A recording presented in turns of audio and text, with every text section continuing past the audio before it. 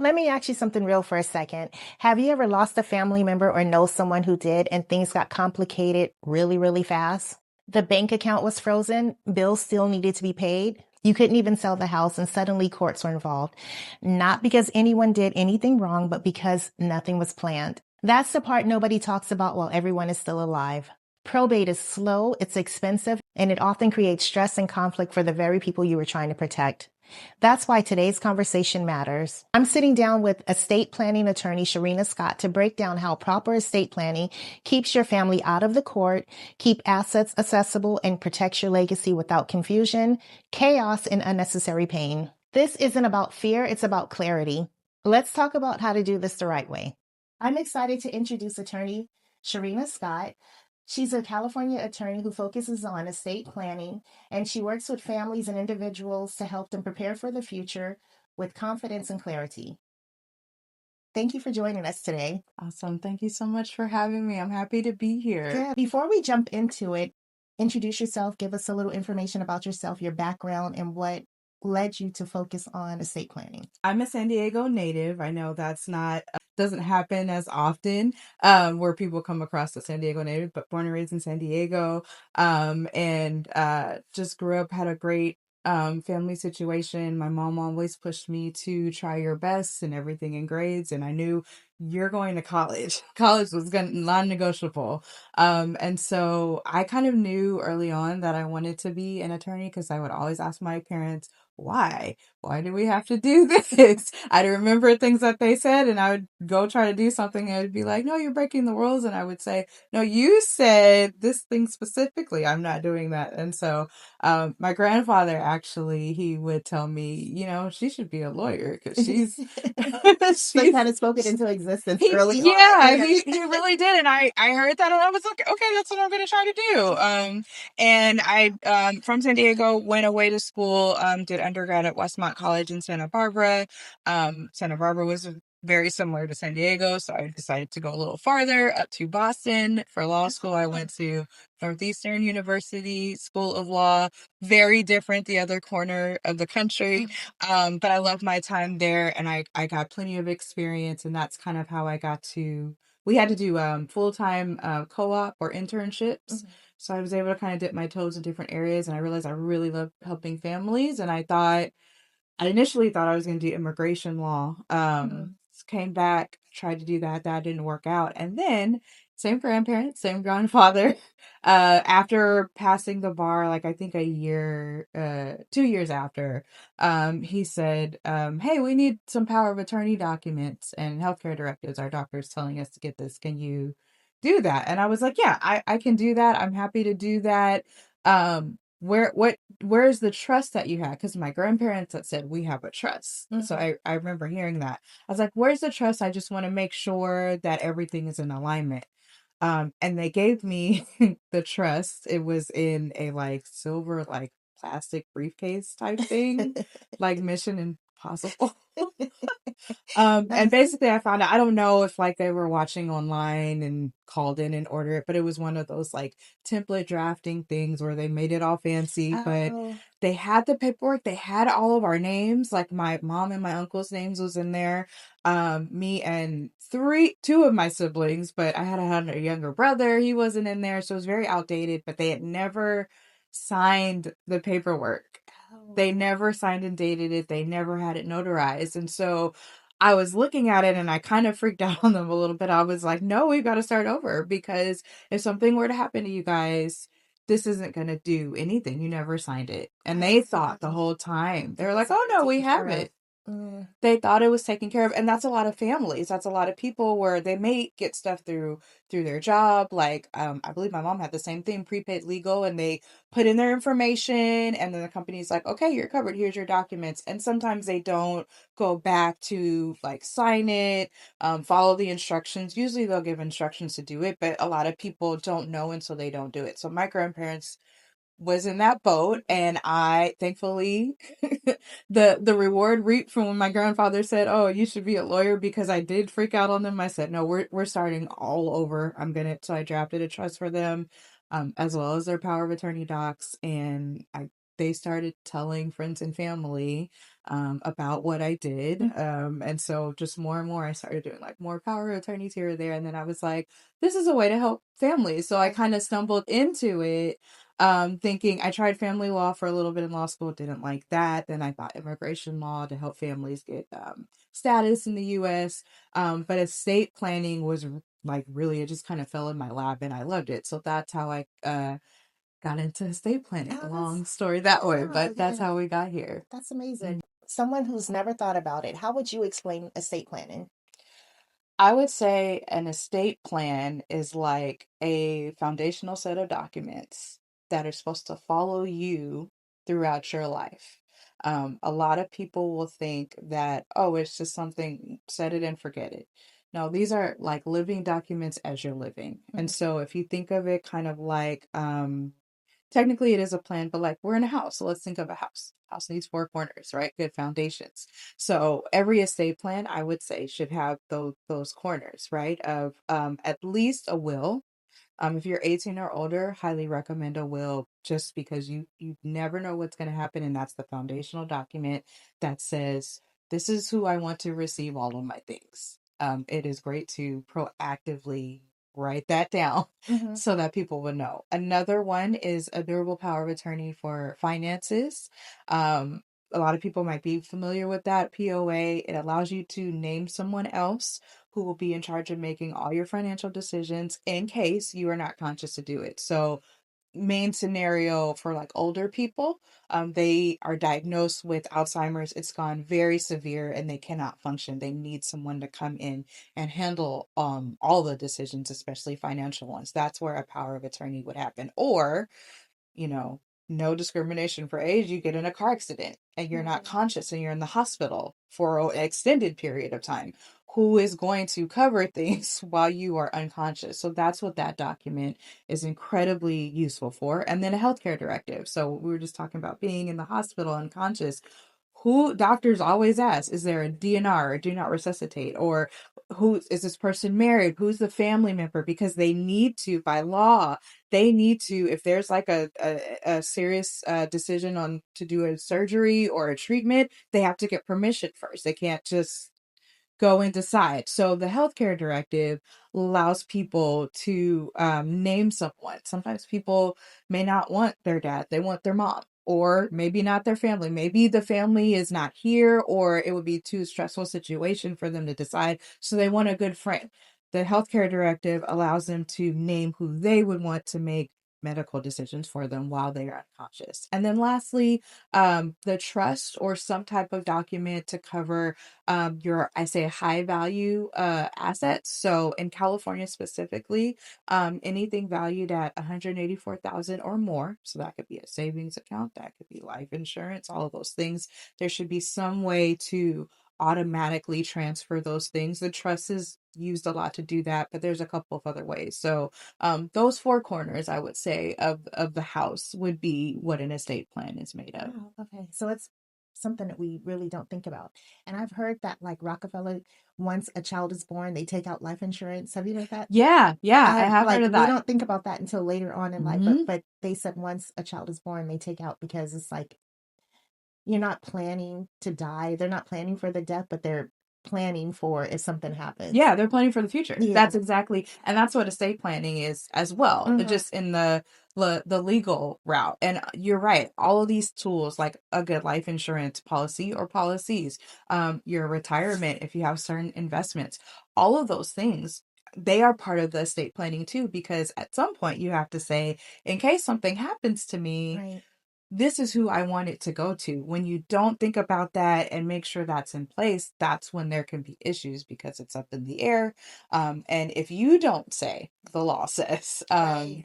But to go back to what your point was about life insurance, you can take out a life insurance policy for yourself, for your kids, for your spouse. And I think that's a great idea as well. From what I know of life insurance, if you get a good rate for a good policy for your kids, they keep that. And then when they're older, old enough to take it over themselves, they just keep paying that instead of, what it might be when they're 18 or older, when they have to, Oh. if they remember That's and think, because most 18-year-olds aren't thinking, oh, I should have a life insurance right. policy. But it is a really good gift from parents to think, you know what, I'm gonna lock this in, and then it is training. You have to raise people to remember, but then they have a nice policy that's already in place at a really good rate that would be probably a lot higher if they waited till 18, 25. So it's all future planning. And so estate planning is specifically future planning for your things and how you want that to pass on. Okay. That's good information.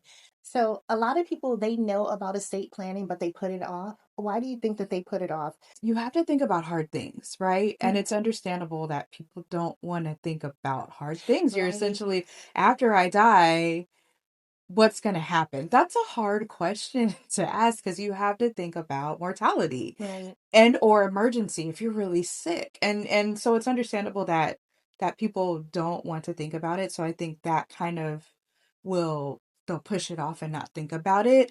The other thing too is it's just an area, like you said earlier, like people don't know. So something you don't know about, that's another thing. It's like, I don't know, so I'm just going to leave that alone. Or they may do a Google search, or we've got ChatGPT now, or AI, or all of the assistants, and that may break it down, but you still may be wondering when you get that information, it makes more questions. And so when you don't know a lot of something, or you don't want to think about what happens after you're gone, those can be walls. And so it's totally understandable. But what I like to tell clients is those are walls. But in keeping those walls up, you're actually burdening your loved ones, from your spouse and your kids, because the longer you wait to say, this is what I want to happen, and you write it down, or if you never get to do it, then the people you're leaving behind have to wonder, okay, what would they have wanted? And heaven forbid, like someone has one idea of what you would have wanted, and then, somebody else has a different idea. That's a perfect breeding ground for fighting and tension where everybody loses because it'll cost money because you have to take it to court for a judge to decide. The disagree, all of that costs money, and everybody loses. Everybody loses. And so I always, when clients are, because I'll get a lot of calls and they have the initial questions, and I'm like, it's really helpful for you to do this. Like, if you don't want your family members to be burdened, because remember, you lose a loved one, that's already grief on its own. And then to have to figure out the estate and all of those things, that's on top of grieving. So I'll tell clients, like, if you go through what is uncomfortable for you now, you're actually giving a really good gift of peace and relief for your loved ones after, because they don't have to wonder and they don't have to figure out and fight. We've already said that. So I'll tell clients, like, I would rather make you uncomfortable right now, so that your spouse and your kids don't have to worry. And this It's gonna happened. tear your family apart. They're gonna fight. They're gonna, oh yeah, with stuff. Period. They're gonna fight. Yeah. Yeah. Versus like, and I'm like, and I say tell two families, right? Tell two cities, tell two families. This happened in my own family. Mine too. Oh really? Yeah. Okay. What happened with you? Just with my grandmother. She developed Alzheimer's. Okay. And then my mother and my brother, they don't actually speak now because there was some disagreement. Like out of all of that. So now there's like division in the, Yep. it's So all of that stuff. And so it sounds like it was resolved, which is no. somewhat resolved, well, because everything came, but then you've got a permanent like fracture. yeah, exactly. Yeah. Versus where like, well, I have my Tele2 family. So one family, it was 3 children. Dad passed suddenly. He said one thing most of his life, but he got really sick at one point. May have said things to the youngest child that were different. They no paperwork, no will, no trust, anything to explain it. So now they have to go through probate, and they are battling it out. They're not agreeing on all of that, and everybody is losing. And probably it will continue to go on. I'll bring my family as an example.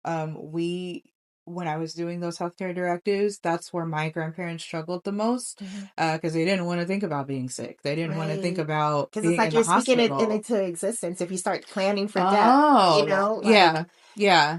Well, and that's an interesting take too. Because when I ask, I'm usually like, what is it that you want? Right? So, well, if you're speaking that into existence and I'm asking you, like what I did with my grandparents, like, Mhm. what is the standard of living you want to have? Let's say you do get sick. How do you want to be taken care of? Do you want to be at home?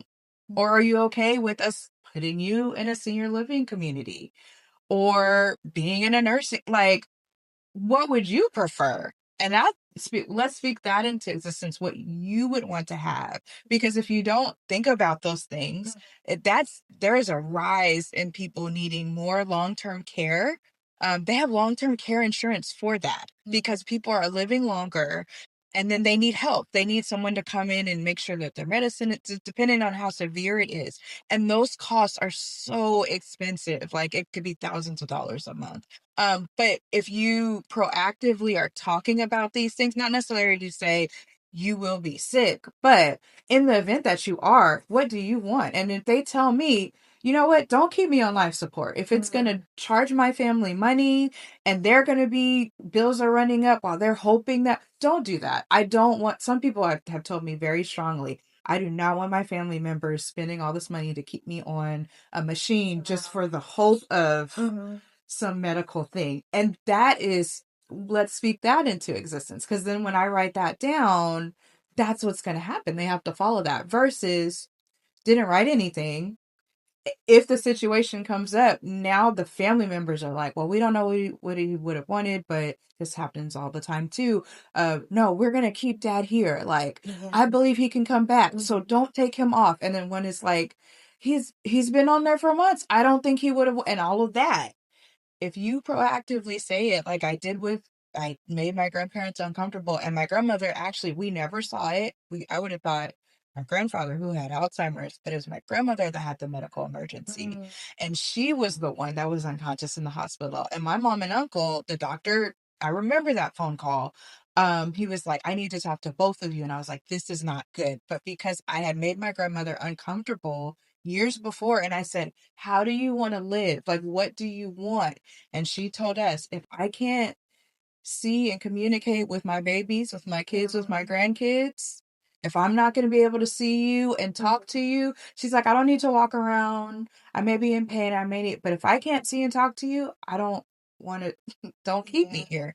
And when the doctor said, when we do if we do this surgery, then a majority of her personality is going to be altered or probably not how you remember, and she probably won't be able to verbally she would need help eating. Like after that point, both my mom and uncle knew, oh, she wouldn't want that. Right, right, right. So then they were able to actualize what she wanted and make that a reality. So I know that's a lot that I was been saying, but No, it that's really good is because it's important. going to help somebody else. Yeah, that's the goal. That's the goal. Yeah. There's a common belief that estate planning is only for people with a lot of money. hmm Who hmm actually needs an estate plan?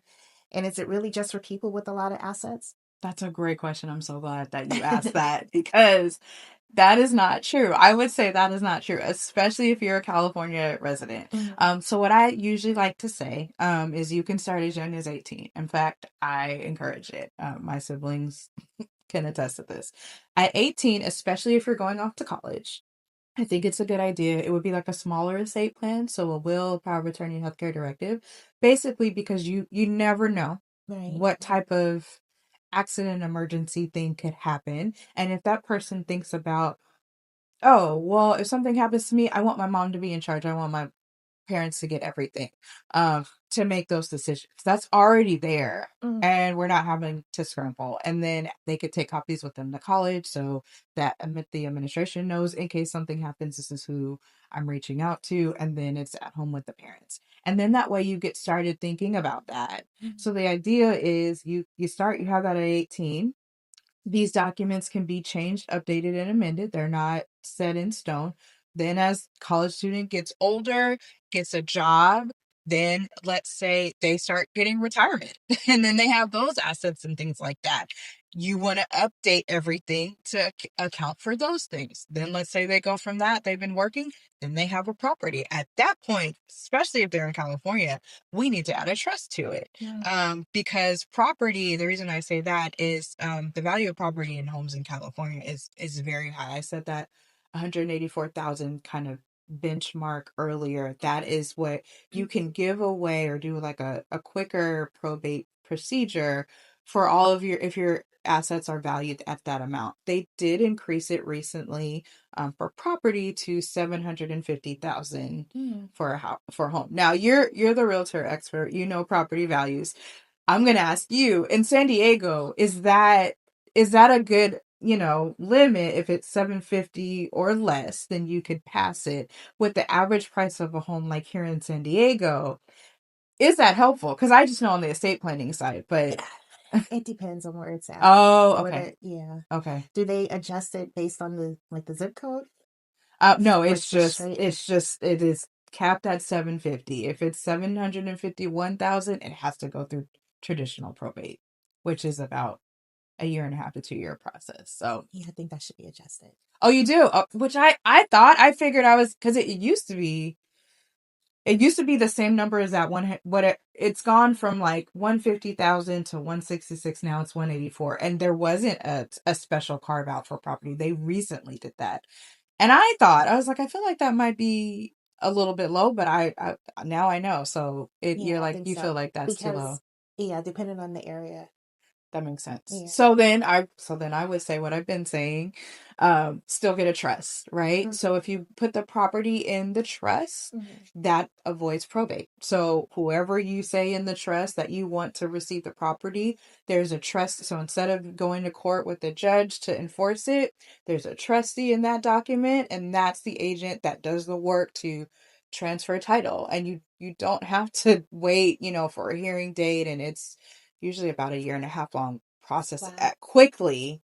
And then you don't have to pay, there's like court filing fees. If you hire me to do that in probate, you're paying me more, really, because then it's based on the value of everything. And if you have a home, like, I think I need to update my numbers, I'm sure, but if you have, like, let's say 800,000, probate fees would likely be like 20 to 40,000, because that's what an attorney is entitled to be paid for, and the state representative, they're entitled to payment too if they want to. So it's very expensive. But yeah, so because we are in California, and because, like you were just saying, property values depending, sounds like that 750 is not going to cut it for everybody. Then I would say a trust. So my benchmarks that I usually tell with people to have it, 18 or older. So the basics, a will, of power of attorney, healthcare directive. And then depending on the follow-up questions, like, let's say you're older than that. If you have kids under the age of 18, you want to nominate a guardian for them. You do that in the will. And then if you have property, usually I'm like, your property is likely going to be valued at more than that threshold amount. Right. But even if you have it, like, let's say it's 600,000 now, well, hopefully nothing's going to happen. What happens in 10, 15 years? I'm imagining Property values it's going to go up. And so it's still a good idea to have that trust. So those are the benchmarks. I say it's for everybody, 18 or older, because there are documents that need to be in place, regardless. So you don't have to have a lot of assets. Obviously, the more assets that you had, yes, you need to plan and make sure everything is organized and people know what to do and where to find those things. Right. But my benchmark is, I say, when you're going to college, it's not a bad idea to start, and then it's easier to add on and adjust than to start later, like, or the latest, when someone is, oh, we think they're having memory problems and all of these things. Now, it's not necessarily that forgetting things means you can't make a document, but I, as an attorney, I'm going to say, I'm going to need to talk to them and ask questions and see if they can understand what it is that they are signing, what they are agreeing to. Because if it gets too late, any document, I wouldn't want to draft a document, and any document that is drafted, it could be voided because the person didn't have the capacity. Got you. Wow. So for someone who's hearing about this for the first time, what does estate planning usually include? Oh, that's good. I love it. So typically the process, if you were to come to my firm, I say if you have any types of questions, Mm-hmm. like just I almost want to say look into it, but now with the way that the internet is, or people are saying all kinds of things, I think Right. it's helpful Because it can to give you look wrong for, information. right. If you, like, let's say you don't want to talk to an attorney, at least like look up a webinar. A lot of us attorneys are trying to get this information out. You may be able to find a webinar or info session, and then you can go and get the information from a professional, from an estate planning attorney. Sometimes you'll have, a financial planner will be partnering with an attorney, but I say, like, if you don't want to talk to anyone just yet and you want to be more in the, Google comes up with a lot, but estate plans are very specific to the people that they are for. But I think it would be great to start with a workshop or info session or seminar. It could be online, Zoom. It could be probably in person would be better, because you're likely going to have, it's going to sprout more questions when you hear information and you're like, oh, well, what about my case? You may be able to go up and talk to the attorney after, or you may be able, they may have documents that you can look at yourself. So I would say start with an info session, or very much like this, how we're doing, Right. getting information. If it triggers more, you'll likely find online. So I would say if you want to search online, look for a recorded seminar or workshop, or try to go to one. Then I would say, as you get a little bit more information, or if you want to skip that, research law firms in your area. Look at different attorneys, and if they do handle estate planning, usually you can do a call to get basic information about what type of estate planning they offer, sometimes with the fees, sometimes not, but you can then begin kind of shop around for an attorney, and then usually you're going to do a consultation with an attorney that will likely be paid, and that's when you can really get into the weeds of your situation, your questions, the planning part. So the consultation, that's where you go into, like with my clients, my number one thing is, I'm going to ask you a series of questions, but this is all designed to get at what you want to happen with your stuff. And as close as I can get to that, making it legal, that's what we're going to do. And so that's what the consultation is, really kind of the meat and bones. And then my clients, I want to make sure that they walk away, all their questions are answered, everything, we've got all the information that I need to draft the documents, and they're walking away to be like, the next step is everything is in the documents, they're just reviewing it. So yeah, that's kind of I would say, a healthy way to get to it. I understand that sometimes people are like, attorneys are too expensive. It's like, you never know. I think it doesn't help to talk to an attorney and get a sense of the pricing. I think that is really important, because I've had clients that felt the same way. We had to go through probate because the documents that they're, or not them, their parents felt the same way. They found a form online, didn't update it, and we still had to go through probate to adjust it. One such case was um a lady, she did a will, had her kids and everything, but she had a house and she didn't put in a trust. It was higher. So I had to tell the kids, we still have to go through probate. We still have to go to this process. So that's why I know people have different budgets, but you have to think about the cost. So if you find something online and you do that, and without consulting with an attorney, it may help somewhat, but then it might be a bigger cost down the line that you may not be paying, but your kids might be paying For it. Okay. And so with them searching online looking for information, is it state specific? It is state specific. Yeah. So I'm a California licensed attorney, so everything that I know is going to be state specific. And another thing on that too, because I've had clients where you may have property in different states. Like you may live in California, have a property here, but you may have an investment property in Texas or South Carolina or Alabama. I don't know, wherever, because real estate is cheaper over there. You would want to still, I would definitely say at that point, you would need to have a trust, but it is state specific. So wherever the property is, that state's law are going to govern. Doesn't mean that you have to like necessarily get a trust here and a trust over there. Wherever you live, you set up that trust there. And then for the property, you would just need to connect with an attorney there to draft a deed to place it in the trust. So another need for an attorney, why it's important, because we know all of these things, right? We know all the intricacies in the planning, and that's our job, is to apply that knowledge to our clients. Say, okay, no, we see that this might be, a ditch, avoid this ditch and go over here. That's really what our job is. And so we can't do that if clients aren't coming to us to discuss and talk about it and sit down and really plan. Sometimes clients aren't aware of what they need to know, but they don't know it, and they don't know that until we bring it up. So that's why I'm all for talking with an attorney as opposed to DIY legal. I'm not a fan of, because I've seen the results of it with clients' children. Yeah. I can see that, especially with California being like a military town where families are they move here, but then their family home is in a different state, and then the parents maybe pass away and that house is still there, but they're here stationed in California. So I can see that being a problem. So yeah, it can be a little different.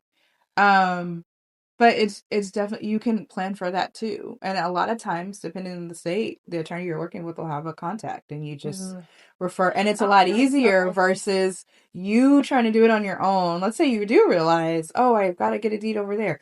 How do I find an attorney, in Texas? I don't know anybody. You could start with the attorney that you know, and get referrals that way. Okay, Again, it's similar in real estate. Yeah, exactly. Because you guys have a network of people that you know, and even if I don't know someone, likely someone I know knows someone or has access to like the city bar, the local bar, to find it. It makes it easier than you trying to, a client trying to do it on their own. So this is something that most people are confused about.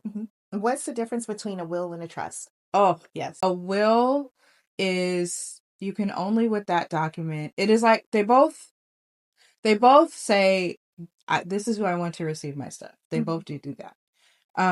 A will, though, is only going to be most effective or useful when naming a guardian for any children under the age of 18.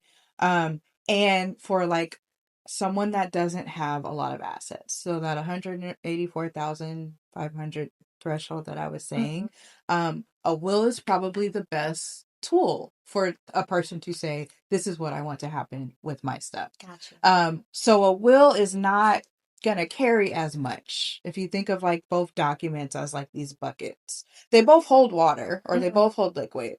But depending on how much liquid you have, one is going to be better than the other. So I would say a will is like a smaller bucket. For those are smaller estates. It's so if going to it's like say under any, like if you have assets totaling under 184,000, then the will is for you. Okay. Gotcha. Okay. Because then you can do a will.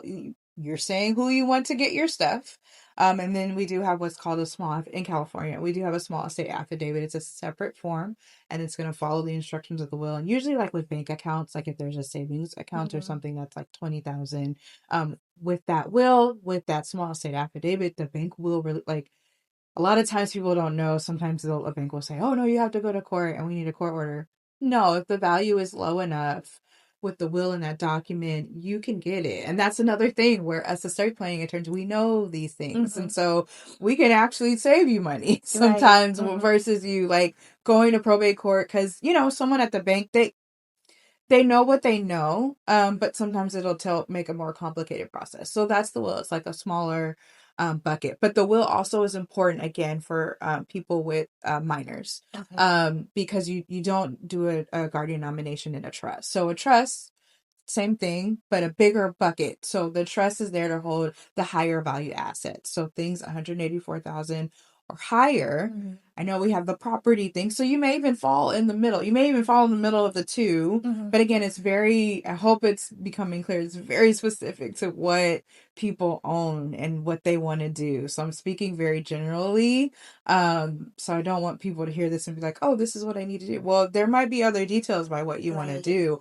So the trust is the bigger bucket. It holds the larger assets. It can be as big as you want. You could have it go, beyond, you can set up sub trusts, but it's also going to allow you to say, this is who I want to receive my stuff. This is who I want to be in charge of that. And you can go a little bit longer with the trust. So sometimes people, we're definitely hearing the term generational wealth thrown around. And sometimes people, they want to give something to their kids and their grandkids and their great grandkids. And so with the trust, you can say like, okay, for this generation, I want these trusts to be set up. And then, when my grandkids get a certain age, you can do all of that. It can get very complicated, but it's a bigger, it's a bigger bucket. So when you have bigger assets, or you want to get to the point where you're going to get bigger assets, you need to, the will can go in the bigger bucket and you add all the other things. So I typically like to, when I do an estate plan for my clients to cover everything, I do both the trust and a will. We just call it a pour over will. So when I set up everything for them, let's say we've set it up and it's 2026. I almost said 25. 2026. It's 2026 and they're like, okay, I'm good. And then like 2036, they get sick, but they're like, oh, I've got a trust and it's good. But they got a condo that they rented out and they never came back to me and let me know to update it. Well, that pour over will, because we're trying to catch anything that wasn't put in the trust, but in terms of the will, it still has to go through probate, but it will go into the trust. As opposed to if you go through probate, it's supposed to go to your heirs, or whoever you state in the will. And so it's easier if you want all your assets to be in a trust, it's easier to do a pour over will, and then even if it wasn't updated, it can pour back, big or small assets Protect it. into the trust. Then so what your original plan with the trust can be, all of your assets can be there. Okay, we hear the word probate a lot. Can you explain what it is? It's basically the court administrative process of settling one's affairs, essentially. So when a person passes, if they have a will, no trust, and they had property at value than that amount, higher than the amount we talked about, or they don't have a will, and they have heirs, what is supposed to happen is there's still a process of transferring everything, but you have a probate judge that's overseeing everything and making sure that all the legal requirements are followed. So when we don't have documents in place where a client has said, this is what I want to happen to my stuff, if there's nothing there, then we have to follow the same order as California probate law. And so let's say you don't have anything, you don't have a will, then that person died what we call intestate, meaning there's no documents. And so there's a specific order for who inherits intestate. So like in California, I'm going to be state specific again, it depends on if they died with a spouse who survived them, a spouse and a child, a spouse and more than one child, no spouse, children, no spouse, no children but grandchildren, down the line. Did they have parents, grandparents? So a lot of people, they don't realize, they'll think, oh, it should be, my kids and then my siblings. No, it actually, we're going to go to see if you had a spouse who survived you, any descendants, kids, grandkids, great-grandkids. Then any ancestors, parents, grandparents, great-grandparents. Wow. Then we go to siblings, and then nieces and nephews, and then it gets more complex, but that is essentially a rough estimate of the overview. And then depending on how many of those people in those groups survive you, it's going to be split. So like your spouse, if you had a spouse and 2 kids, if you got things during the marriage, half of everything, because California is a community property state, meaning what you got during your marriage, that affects how you pass things down. So your spouse can get half of what you got, and then your kids can split the remaining half. It's all of these things. Again, why an estate planning attorney, this is what we do. We come in and we help plan for all of those things. But all of that is if you don't have a will. But essentially you start the process with probate court. You get assigned a judge, you have several hearings, and you let them know, here's this person, they passed, here are all of their family members, all of their heirs. If they had a will, here's their beneficiaries. Here is the person requesting to be the executor or the person in charge of handling the estate. And then you'll get assigned a judge, and that starts the process. And so typically it's not a quick process. It's not a cheap process. And it's not that probate is bad. I just say a lot of people are not a fan of it because you have to go through that process before distributions can be made. So before heirs can actually get the full payout. Sometimes you can allowance for small like payouts, but before they can get the full payout, you have to go through the court process, which allows for all creditors to be paid off, and to make sure there's no taxes that are owed, or no money owed to any government, state or federal organizations, IRS, California. So you have to clear all of that out first. Student loans too? Oh, student loans that depends. The lawyer answer. The lawyer answers. I'm pretty sure. So if you had, I think if it's private student loans, yeah, that's a creditor that's not going to go away. I believe government loans, if that's still going on, I believe once the person passed, like they're no longer to make income to pay. So I think that could be waived. But don't quote me on that.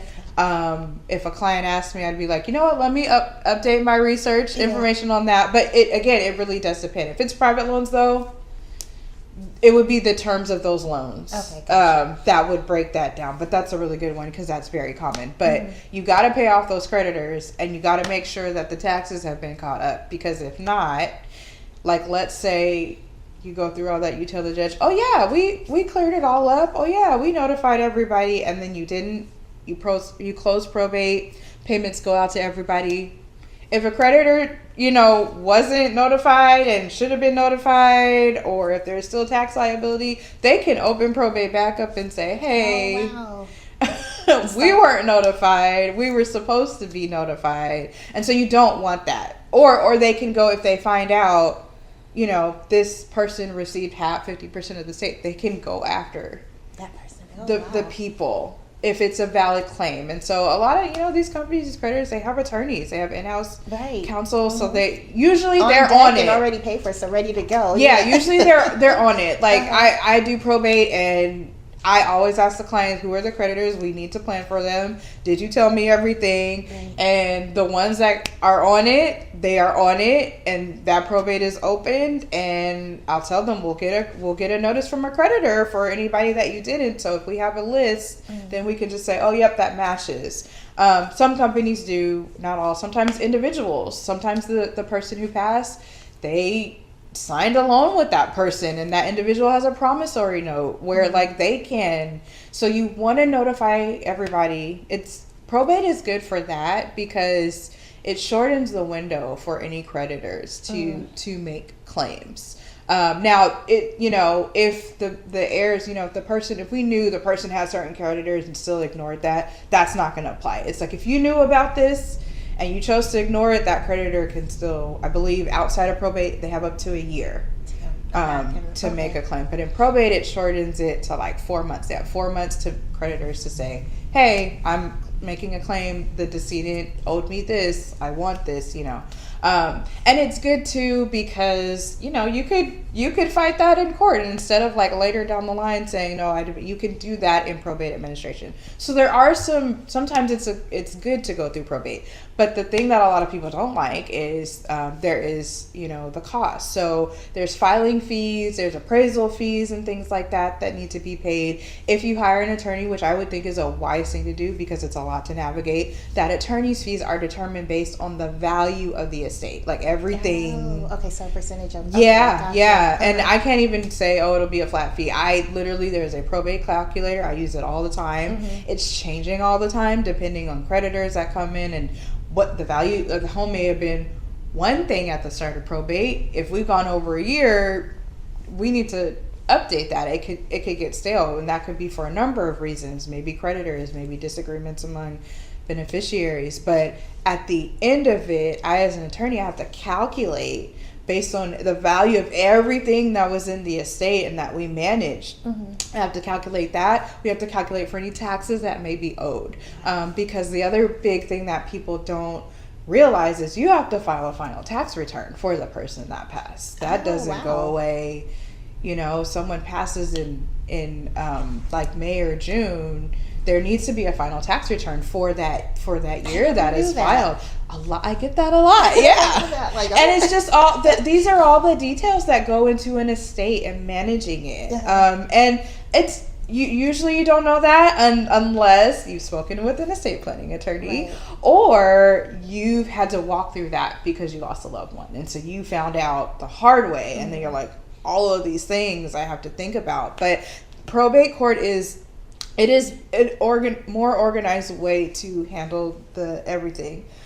But people don't like it because of those costs. So like I was saying, I might need to update my my house cost, because I usually do like 800,000.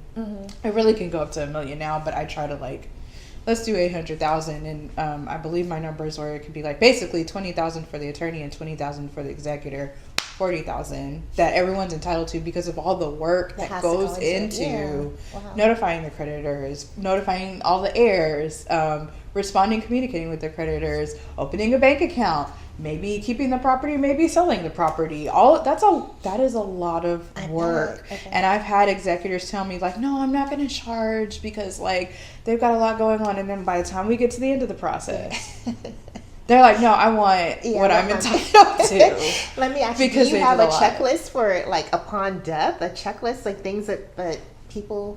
There is a general checklist, but honestly, it depends on the situation. Yeah, like what the person owned so all of their assets, all of their liabilities or debts. If they left a document, like if they left a will. Even if they had a trust, sometimes it may not be funded. And when I say funded, I mean like titling their assets in the name of the trust. Like they set up the trust and then they had a list, and like I see that my house is to go in the trust, but the last deed recorded on the property is just in their name. There's no trust.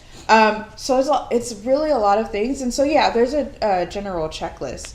But even with those checklists, there could be sub things depending on, not everybody has the same level of debt when they pass. Not everybody, they may have a property that's paid off. They may have a property that is not paid off because they just refinanced before they got sick and passed. It really, there's all of these factors that change.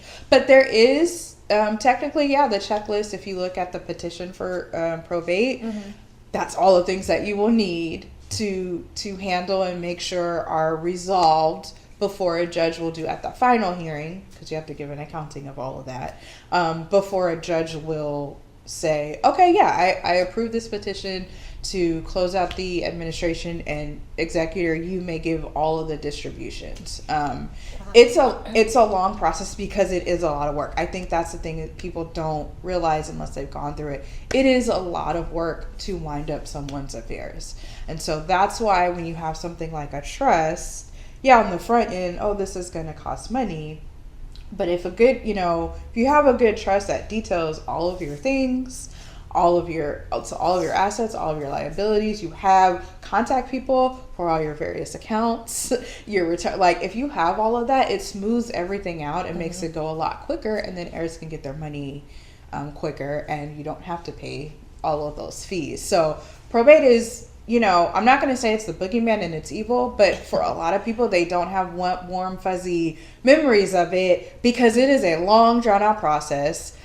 A lot of times, everybody doesn't agree, and so that could add on to the time if the beneficiaries are not agreeing on what to do with one property. When people are lost, it does something. I feel like in families, if there's a lot of unsaid things that come up that weren't talked about with mom and dad while they were there, but now it's like a light switch. It's so interesting. I see that in a lot of family where people are like, no, I never liked her, and I'm gonna fight my sister. You did this when I was in a whole history. Yes. You were never there. Like all of the stuff comes up in this administration.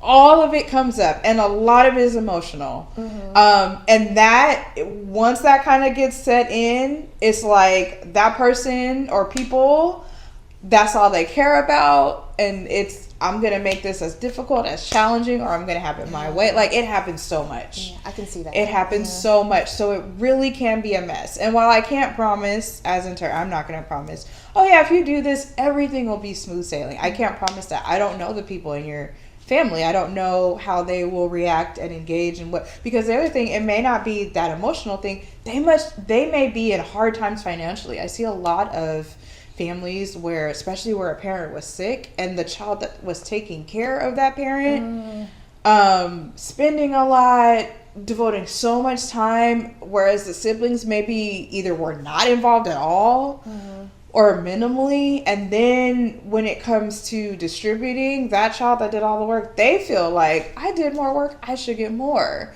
And then it's like, if there was a document that says that, sure, but then you'll have the other kids that are like, no, we're all their children. It's a lot.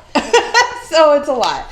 And so probate, while I'm not going to call it the boogeyman, it can be very useful and actually protective in some instances. But most of the time, if we can get a good plan in place where, the client has said, this is what I want to happen to my son. They tell, these are where my documents are. This is what you follow after I pass. I've set all these things up. Then it could be a lot smoother with the right estate planning documents in place. But if that doesn't happen, probate is there.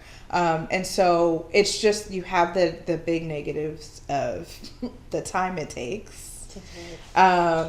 The minus, the money, the payout for everybody to be covered before heirs get their money. And I think that's the other thing is, unfortunately, I see that too. Like, I guess part of the grief or just part of that upset, like people, when a loved one dies, like I've gotten calls from my office like, oh, this is the son of so-and-so. Like, I need that money now. How long before I get paid? I've literally heard that. And it's really heartbreaking to me because it's like, you just lost. Did you care? Did you? But that's a reality too. Right. There are people that sometimes they're having a hard time and they're like, I need it, like inheritance, and they push really, really hard. Unfortunately, if there's an attorney there, but whoever is in charge of whatever, they're going to be doing a lot, causing a lot of chaos, honestly, sometimes because they're like, they want their inheritance. So it can be a lot. And probate can kind of put a management on all of that, but you do have to pay the price for it. So okay. That's a lot there. Yeah. But that is a lot. Okay. Let's go through some real life scenarios. Married couple with one child. If a married couple has one child, what would you typically recommend for starting an estate planning? So for a married couple, I would recommend that they both get, very similarly to like someone starting out, that they both have a will where they can name a guardian for someone to take care of their child in the event that something happens to both of them. So I'll often say, like, let's say mom and dad go on an anniversary trip. Like they can start crying. Yeah. Okay, and some, and then and this is what I was saying early, it's the hard things. Yeah. And I asked that, but I want to know what happened. Right. What the clients want to happen. I always say, God forbid, it's not my goal, but I'd rather we have a plan in place. Yeah. Just in case. So they can name a guardian, and that often brings up stuff too, because you got a couple. It's like, okay, well, oh, my mom should take care of them. Well, your mom is kind of harsh on this. I don't know if I want the kids there. So like, it actually gives them a time to talk. I have that too. Like, couples will be like, we need to talk about this and get back to you. That is fine. Please do that. But I would definitely recommend a will so they can name a guardian. And then they can basically break down how they want their stuff. So usually most people will be like, to my spouse and then to my kids. Or they may say, split it, spouse and kids. However they want to do that, they can lay that out in the will. And the durable power of attorney for finances, and then the healthcare directive. And also now there is the HIPAA release form so that people can review medical records. And so those documents, I would say, so will, power of attorney for finances, healthcare directive, and HIPAA release. But that's what I would recommend for a couple with a child. That's without knowing, like, let's say they're renting somewhere. Okay. Those things required at the minimum. And then too, because I love getting clients where I was like, oh yeah, we just had a baby. Love it. Let's get these in place for you. And then as your life, goes on, your family grows, you can always go back and update it. I know that some people aren't aware. They think, oh, I have this. Can I make changes? Yes, you can make a change to a will. You can update it. You can make changes to a trust if it's revocable. You can update those things. And I encourage my clients to do that because life doesn't stay stagnant. They don't just stay in one room and do, so their documents should reflect that. They should be living like their clients are living, like the the creators are living. Yeah. So scenario number 2, we have a married couple with 2 children. How does having multiple children impact estate planning? Oh, that is a good question. And then what kind of issues can come up, or if things are not clearly outlined? Okay. Okay, starting out, it's, when you have multiple children, it's very clear of like, oh, 50-50, or like all these ways as they're younger. I think the ways it can get complicated is as those kids grow older and the personalities start developing and you start seeing their decisions, then parents might want to go Adjust. back and revisit and amend and adjust and say, yeah, you know what? I want my kids to be able to have this. But at age 25 Okay. or age 30, and I want the trustee to hold it in trust and be in charge of any payments. And only, or, I notice, one child's going to college, so trustee, I want you to give payments towards that education, or post-grad degree, and one child doesn't want to go to school, but they want to do like training or apprenticeship, or they want to start a business. So here's a gift.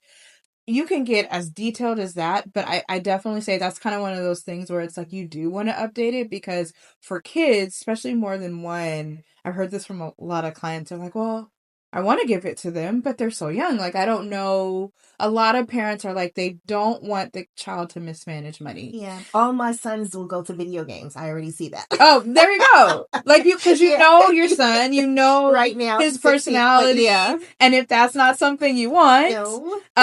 then that's where we can have instructions in the trust to say, you know what? I want my children to be able to thrive. I want this gift that I leave them to be a seed for them to thrive. I don't want them to just squander. That is most of my parents. Yeah. Some parents are like, you know what? They'll learn their lesson. Everybody gets an equal share.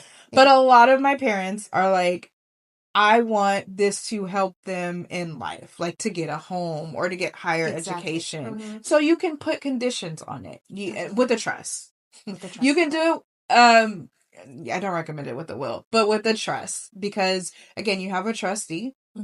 If you have a property, if you have different assets, you can give that trustee instructions to say, okay, I want you to hold it till either they get accepted into a college or university, or they turn 21. And then after they turn 21, I see a lot of people that kind of want to split it. So like they can get half of their inheritance at 21 and then the remaining half at like 31 or 25, whatever age is important. But they do that to ensure that it's not all gone very quickly. Right.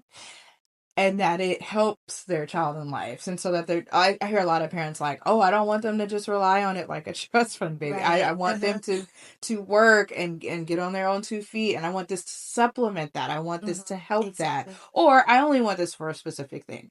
Like, you can use this if you get approved for a house, you have funding, you can have this to help you with like the property taxes. I love that. Okay, so there's all kinds of, and I'm just pulling from things that clients have told me, and it really you can be creative, but you can do that in a trust.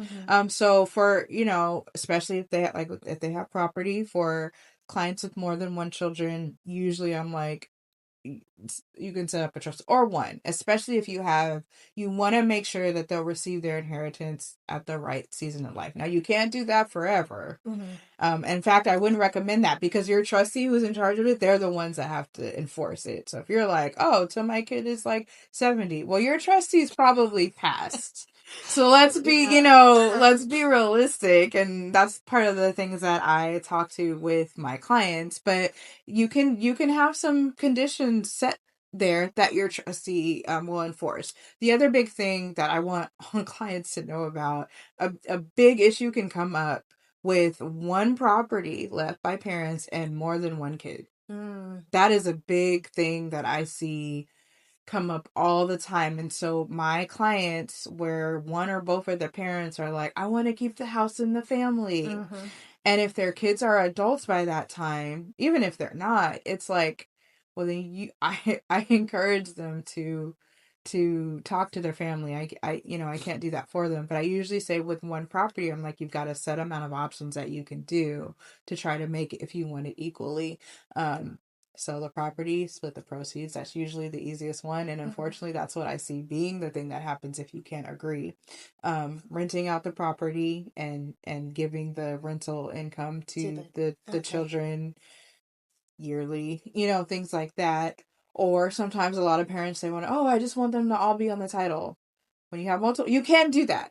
You can do that. But then you run into the problem. That's where the problems. Who's going to live in the house?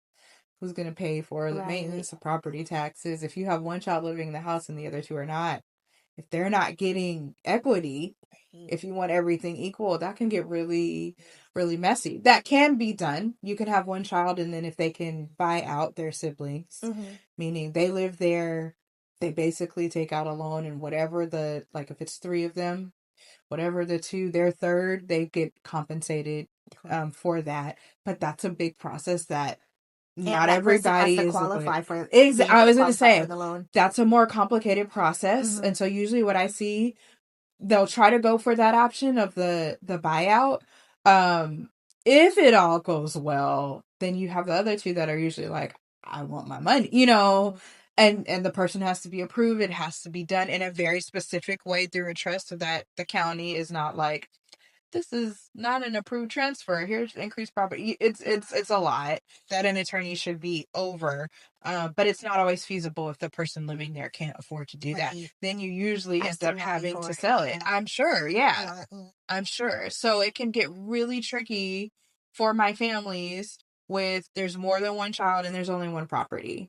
Or yeah, and that's the biggest asset. If the house is the biggest asset and it's like, this is what I want all of my kids to partake of it. I'm usually now, I used to say, here's all the options. Now with probate cases that I'm getting in trust admin, I'm like, I'm going to strongly recommend that we sell it and split it. Now, if it's like, I want to keep this house, then we need to do planning to cover the expenses for it and allow compensation for it. And so sometimes life insurance, like if they can, take out life insurance policy or if they do it depends on what they're able to do to like save up for that. But then that's also a shot in the dark because the value, you don't know what the value of the house will be. But that is something that is a big issue that I see, and that's why I would encourage people to do estate planning if they have more than one child and one property. If they have multiple properties, like ideally there's a property for each child. The other reason I say that is because in California we have a law, Prop 19, that changed how we pass on property. Before, you used to be able to pass up to $1 million worth of property, 1, 2, whatever. Well, it's probably just one now, but you could pass that off. And then the children who inherit, as long as it's from a parent to a child, they could inherit that without an increase in property taxes. Now it's changed and it's drastically narrowed down to one property, or a farming property, just for any of the farmers that may be watching. The one property has to be parents' primary residence, so no rental unit. Doesn't cover those anymore. Additional properties, it only covers their where the parents lived. It has to go to a child, and that child or one of the children, if they want to do a group, has to move onto the property and make it their primary residence within a year of the transfer of ownership. Wow. That changed a lot for so many people in California. It really did. Because you did have people who, they have their residence, they have a property, or they wanted to have a property for each child. And now, the way that it is, unless it's changed, you can really only transfer one, keeping that same property tax rate. And then the other two property taxes are going to go up. Wow. And so this gets into taxation and more of the weeds. Another reason why it is important to talk to an attorney, because I bet it's like, I hear this a lot. I didn't know that. Right. I know it. It's our job to know these things because you see how crucial and important that is in the planning. So that's a good question. And the multiple children thing, I brought that up with the one property because that's a big recipe for potential disaster, fighting, craziness, chaos, all of those things. This is a situation that many single parents worry about.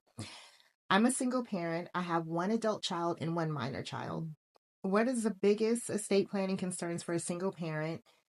And what happens if there's no plan in place and one child is still a minor? Whoa, that is so. Kind of really a lot of the things, right? Like the multiple children type of thing, and knowing the personality of your child and having those like, well, if you don't have anything in place, then for minors, usually there has to be a guardian appointed, like, so guardian ad litem, which is basically like a professional. It could be another estate planning attorney appointed by the court to represent that person's interest. So it's like they are another party. So when the executor is going through probate administration, someone should be appointed for that child's interests. The adult child can be, their own beneficiary in the exec. So you're like adding another party to the process. And generally speaking, it's usually not, well, I'm not going to say that. Depending on the things you owned at the time, then that guardian ad litem is going to like protect that underage child's interest, because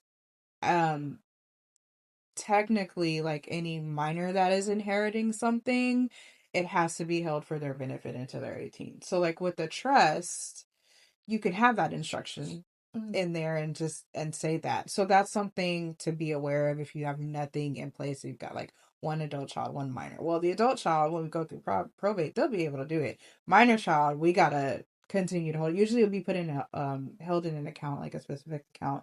The guardian ad litem is basically going to be managing that till the child turns of age, and then you got to let the court know child is now of age. Now, really, like it's an additional process. Can the adult child be the guardian for the minor? No, you're supposed to have a court appointed, like, neutral. Got you. The adult child could be the executor for the estate. Daughter, like, Julie, you didn't clean up your room. No money.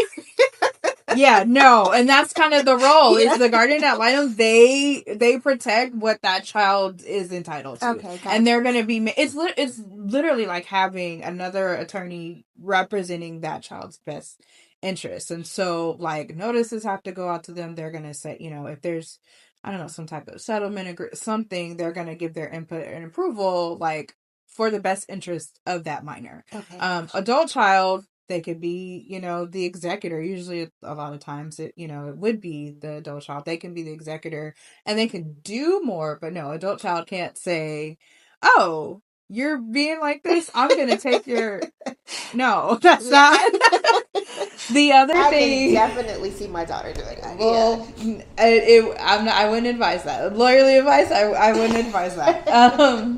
The other really big thing especially for a single parent, that guardian nomination, depending on what the rights, the custody rights of that single parent are. If they have full custody rights and the other parent has no rights, they have a little bit more freedom in how they can leave stuff to a child without having a concern or worrying about that other parent coming in. If there are still parental rights that are shared, I would advise at least, no distributions before 18, to be held in something, ideally a trust, because the trustee can have discretion, meaning they decide how much the child gets, how much, at what point or what intervals. But the reality is, really, like, once the child receives that inheritance, they can do what they want with it. There are some ways to kind of limit it. Like, let's say you do an investment account. Like, trustee, I want you to just take this money, set it up in an investment account, and put a financial advisor over there. My child can get a set amount of payments split over the year only to them.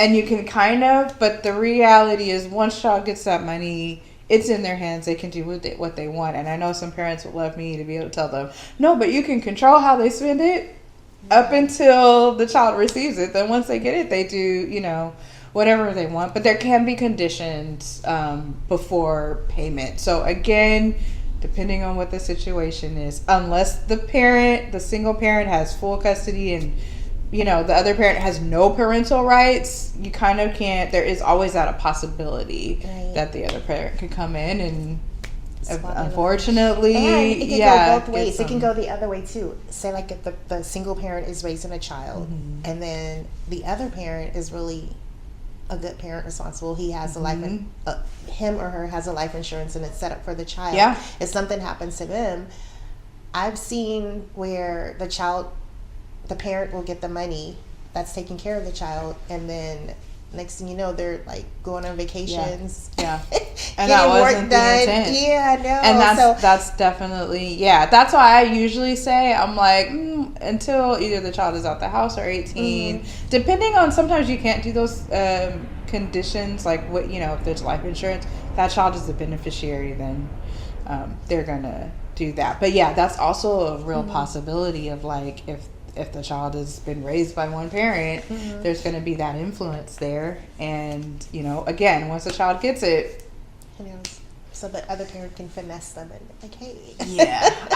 I'm not aware of a way to like hardcore bulletproof protect from that. And that's kind of where it goes to like estate planning. I say we can have a really, really good plan and it's clear and it's written out. But I don't know about the people in my client's life. I don't know, because that plan could be there and then there's an influence on the beneficiary or on the creator. Girlfriends come in and finesse the beneficiary. That happens too. I have seen that too, and it's so like I'll have clients where they're like, I do not want, and you can name someone specifically, like under no circumstances is this person to receive inheritance. So like this, technically, unless you name a spouse or a girlfriend, they don't have rights. Again, it's your kids, your parents. It's those are the people. Or if you choose to proactively name someone that's not in your line, then you can do that. But I get a lot of questions where people are like, well, can my son's wife inherit anything? And I'm like, well,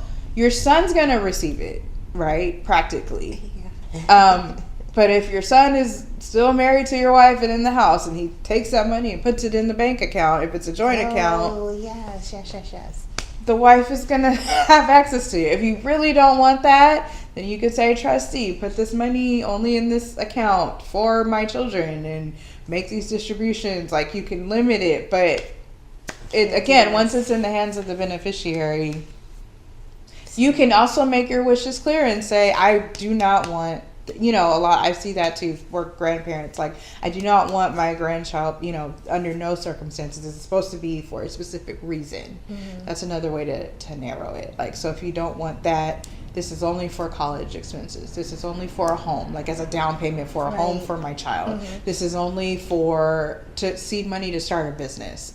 That's another way to narrow it down, to make it for, because otherwise they put in their account and how they choose to spend it is. There's where they buy a house like under the terms of the trust, and then once they're in it, the spouse will want to sell it. So he can get his house. Yeah. That's yeah. We can do a lot with estate planning, but we can't do everything. And it's good for people to be aware of that, because I do see clients are like, well, I want this to keep, like, under no circumstances does this bad thing happen. I was like, I'm not aware of anything at this time that would like protect from everything. We can protect as much as we can and make it like $10 worth it. But you can't like foresee everything that'll happen. Like, we can only plan for what could happen, but you can't foresee everything. If you could, you would be like a superhero and make a lot of money, which I'm not. So if someone has an adult child, they may assume that estate planning isn't necessary. Do they still need an estate plan? Yes. Yes. I would still. Okay. Especially in those like emergency situations. So yeah, it is easier that everything goes to that child. But again, if you have that trust, that would make a simple trust. It would cut down on the time instead of making that child go through probate administration. But definitely, I would say for those emergency situations, right? Especially a healthcare directive. You have the one child, right? So you don't have to worry about multiple children. But like, does that child know what you would want in the event of you being unconscious? Does that child know if you want to receive pain medicine? Does that child know, like, when you're leaving this, but there's specific things that you want to donate to a charity, to a church that you go to, or that, you want, like I've seen and what we did with my grandmother, because she said like all of her jewelry, she wanted it to go, you know, to the women of the family, like things like that, like specific nice. details. That's where it's still really important to write those things and commemorate it, because otherwise the default will, yes, your child will get everything, either the quicker way if you have the documentation in place or the longer way. But then there's details while you're alive but not yet passed, so you're unconscious, that one child probably doesn't know, and they're like, I don't know how to decide what to do here, what to tell the doctor on yes to the treatment or no, yes to pain medicine or no. All of those things, it's still important to have these things in place so that you can say, hey child, this is where all of my stuff is. And then you may tell them, they still may forget in the moment. So it's still really helpful and valuable to have those things, even with a child, with one child who's an adult. Yeah. Mm-hmm. What are the biggest misconceptions you hear about estate planning? A really, really big one is, oh, I don't have to worry about that. I'll just leave it. I'll be dead and gone. It won't matter. I hear that too. That is a thing that I hear, and I'm like, no, but it will. It will. And I'll try to bring that up and say, you know, do you want your kids to have to deal with probate and paying out money like to all these additional parties and getting less? Like, is that what you want? Or losing a property that you worked hard for that you want to keep? Sometimes I'll have clients that say, yeah, I don't care. And it's really hard. Then I try to go to, well, do you want to pay more taxes because your family is not aware, like going through probate and additional things? You want that to go to someone not your family. But then if it keeps going, then I know it's kind of probably more of like they just don't want to deal with it. But that is, when I hear that, it makes me sad, because it's like it will matter, because there's been a lot of family members that I've talked to who are like, this is so much and it's so frustrating, and I just wish that he did, because it would be smoother. And so at the core of it, it's really like, when you say that, what it can mean practically for the person, you know, it doesn't matter, you're dead and gone, so I don't have to deal with it. Well, the loved ones you're leaving have a lot to deal with, because it's not all going to go away because you're gone. Like you know, you like, it's like if you go in, you know, to a place, say in a hotel, and you're doing all this and you just leave. Well, somebody's got to come in and clean all that up. Like, that is a thing. And it is the same with people, especially when you live a life, you acquire things. Someone has to figure out what to do with all of that stuff. So I think that's a big misconception, that it'll just be simple and tied with a bow tie and it won't matter. I know a lot of surviving family members that would beg to differ. Another big misconception is, a lot of people think, oh, I have a will and that'll just cover everything, especially in California. I've heard people say like, oh, I have a will, that's enough, right? Like, what, I don't need a trust because I don't have all of this money. So we talked about that earlier.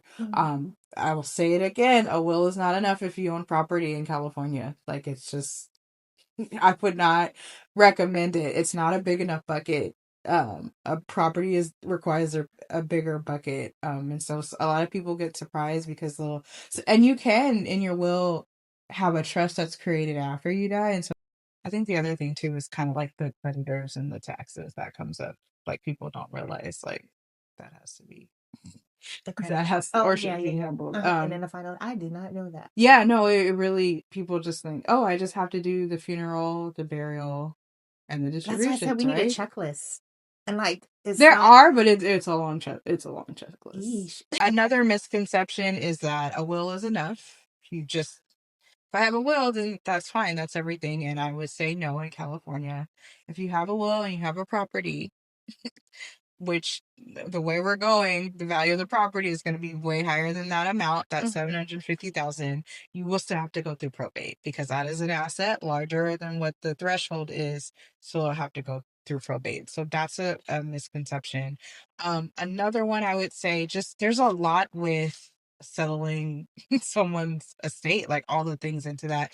The two biggest things I would say is, like, creditors still need to be paid, and a final tax return. Those, I always get surprised where people are like, oh, I didn't realize. It's like, that is part of winding up the affairs of someone. You know, they would have filed taxes, that's not going to go away, because they passed. The IRS is not going to say, oh, they passed it. No, they're going to be like, for the time that they were alive, what, what happened? So you have to resolve that. And then creditors, people think, I'm not sure what people think. Sometimes it's like, oh, well, the person's passed, so the debt is gone. It's like, no, that still has to be resolved. And if it's not resolved, those who got the inheritance, they're the ones. You get 50%, 50% of that person's liabilities. That doesn't, oftentimes, I'm not going to say every time, a lot of times that doesn't go away. And you should make sure that is done.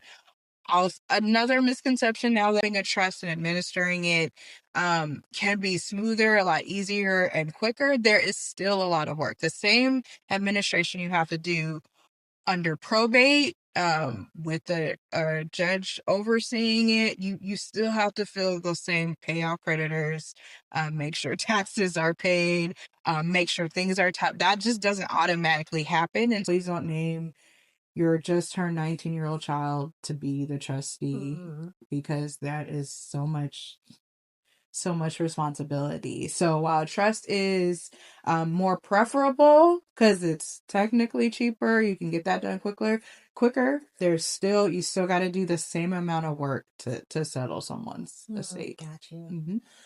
And then I know you had mentioned at the home buying workshop before that if they lose their paperwork, oh yeah, that is or they can't find it, because I know that comes up a lot too, like with someone calling to sell their house that their parents just passed away and they can't find any paperwork. Yeah. California, we don't have, like with a deed to a home, it's recorded. We can go and find a record of it to see, oh, who owns this house. We don't have that for trusts. We don't have that. Well, wills get recorded after the person passes. That is that they get lodged with the court. But with trusts, there is no requirement.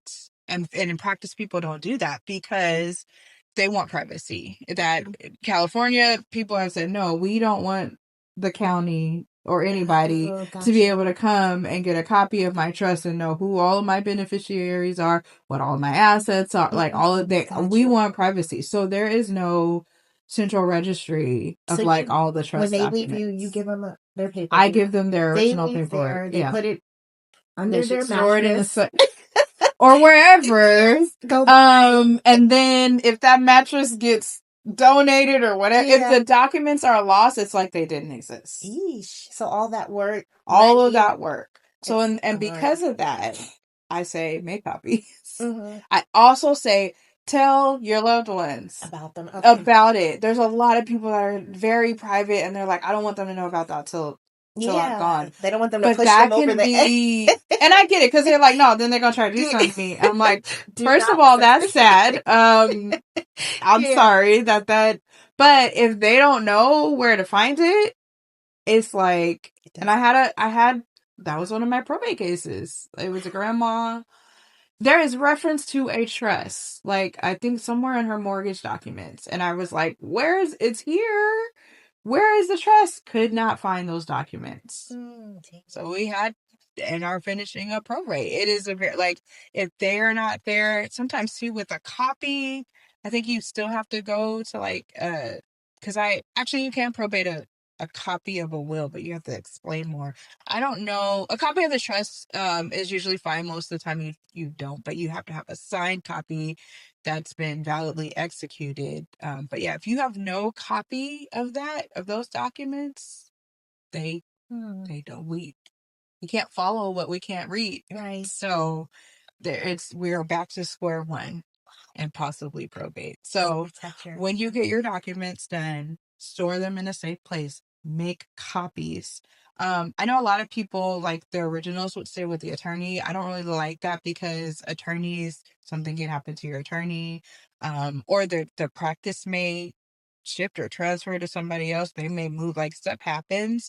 So I think a copy can be fine. I will have a scanned copy for my clients on their client portal, but you should keep the originals. You should store them in a safe place. You should tell your family members, hey, I have done this. And so for my client, look for the red binder. That's where all of my trust documents are. Okay, got you. That's what okay. If someone is listening and thinking, I need to do this, what is the first step that they should take? They should reach out to a law firm. that specialize in estate planning. Okay. I always think it's good to call and try to do a consultation or a phone call to just say, hey, this is what I'm interested in doing. Is this something that you offer? I just have questions. Can I come in and get my questions answered? You will get so much information. Like, I hope this, you will get so much information, and I do think it's worth it to invest in that, to get that hour, to get the information so you can see, okay, I do need a trust, or maybe I don't need a trust right now. I can do a power of attorney healthcare directive because I already had a will. But then I know who to come to in the future. If that's not really in the budget, then like I said earlier, I would research like any workshops in your area, estate planning, will or trust 101. Usually attorneys are out there doing that. So I would say attend a workshop if you can do that for free to get more information in person. That's probably best because, again, you can get contact information with an attorney. Like, they'll probably have resources. They may have a discount, like a discount or a special. It's always good to go in person, or if you can find an online webinar or YouTube recording by an attorney in your state on wills or trusts. I think that's if money is not a thing right now, I think that's a good thing to do to get more information. But you should get your questions answered, and then once your questions are answered, take the steps to start doing these documents. It's so important to move on it, because if you pause, that pause will become longer and longer until either you finally feel comfortable to do it because someone around you has pushed you to do it, which is good, or most often it's an emergency situation in a crisis. And so in emergency situations, I mean, like, there's been an accident, or the person who needs it has memory issues and are on their way to hospice, and they need these documents yesterday. Now you're in a crisis mode, and you will probably have a hard time finding an attorney who can draft it for you on such short notice and go to the hospital. Like, it's way more stressful to do that in emergency and crisis mode than if you had done it earlier and not pushed it Plan off. for it. So get your information, like, try to get your questions answered. Best really is with a paid consultation with an attorney, but if that's not an option, go to a workshop and then take the steps. Like, retain the attorney, get the documents done, like, get that done. I have so many clients, and it's one of my favorite things to hear when we're at the signing. Oh, I feel so relieved. I'm so glad I finally got that done. Wow. Yeah. Like, or you took a burden off. Okay. That's the goal that I want to do. Let's get the burden off of your back, and, like, let's get it done. And then again, if you need to make updates or changes, you can do that. So get your information, take the steps, start getting it done. Okay. That would be my recommendation. Nice. Okay. And then what are some of the steps or things that they need to bring with them or prepare for the meeting with you? Yeah, but for everybody across the board, your people, their contact information, and your gifts. Okay. So come to the consultation prepared with that. What's one piece of estate planning that you wish more people understood? For those with property, with this new change in Prop 19, I wish more people really understood the ramifications of, like, how to effectively gift a piece of property to more than one child. And even if there is just one child, the new requirements on that child to inherit the property without a tax burden. All right. Wow. I really appreciate you. How can people get in touch with you if they want to learn more? Yeah, so I have my website, www.scottlawsd.com. I think that's probably the easiest way. My office phone number is there. You can fill out a form to get more information, to get scheduled for a call. So we can see if it's a good fit. But if you're wanting to get a good estate plan done, I think it would be a good fit. But yeah, so www.scottlawsd.com, and I'm also on Instagram, scottlawsd. I have, like, tips and videos and things on there. But yeah, just reach out to my firm. We would love to help you. I love helping setting up legacies for families, keeping in touch with them. It's like It's like if I could be an ongoing advisor and a friend of the family, I would love to do that. But ultimately, so we can have our stuff protected, and we get more knowledge. Like you were saying, we don't always know about these things, but we're building up things. We're working hard for these legacies, and we deserve to pass it on to our loved ones to keep it going. So yeah, scottlawsd.com. I'd love to talk with you about your personal situation, and see how I can best protect that and make sure your legacy lives on. Thank you so much, Sharyna, for Yeah. sharing your knowledge and helping make this topic easier to understand. I learned a lot today. If you're a parent, homeowner, or business owner, this is such an important reminder that estate planning is not about fear. It's about protection and peace of mind. If this conversation was helpful, please share it with someone who needs to hear it. And if you're listening and thinking, I need more information, that's the perfect place to start. Thank you for joining us today.